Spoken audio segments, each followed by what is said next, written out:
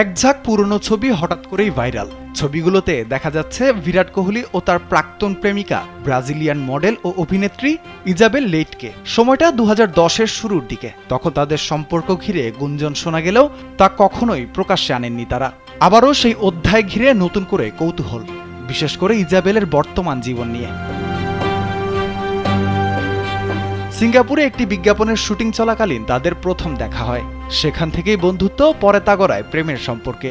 প্রায় 2 বছর ধরে চলে তাদের প্রেম, যদিও বিষয়টি দুজনেই চেয়েছিলেন গোপন রাখতে। তবে 2014 সালের এক সাক্ষাৎকারে ইজাবেল স্বীকারও করেন, আমরা চাইনি বিষয়টা প্রকাশ্যে আসুক। কোহলি এ বিষয়ে কখনোই কথা বলেননি, তবে ইজাবেল একাধিকবার তাদের সম্পর্কের কথা জানিয়েছেন। পরে অন্তরালেই তাদের সম্পর্কের ইতি ঘটেছিল এবং কিছু সময় পরেই শুরু হয় কোহলি ও আনুশকা শর্মার প্রেমের গুঞ্জন। এরপর 2017 সালে বিয়েও করেন দুজনে। বিরাট ও তার প্রাক্তন প্রেমিকার ছবি ভাইরাল হওয়ার পর প্রশ্ন উঠতেই পারে, ইজাবেল লেইট এখন কোথায়? বর্তমানে ইজাবেল কাতারের দোহায় বসবাস করছেন। সেখানেই তিনি স্বামী ও 2 সন্তানকে নিয়ে গড়ে তুলেছেন এক সুখী সংসার। সামাজিক মাধ্যমে মাঝে মধ্যেই পরিবারের সঙ্গে ছবি শেয়ার করতে দেখা যায় এই অভিনেত্রীকে। তবে অভিনয় ক্যারিয়ার থেকে দূরে থাকলেও বিভিন্ন ব্র্যান্ডের সঙ্গে কাজ করে যাচ্ছেন মডেল হিসেবে।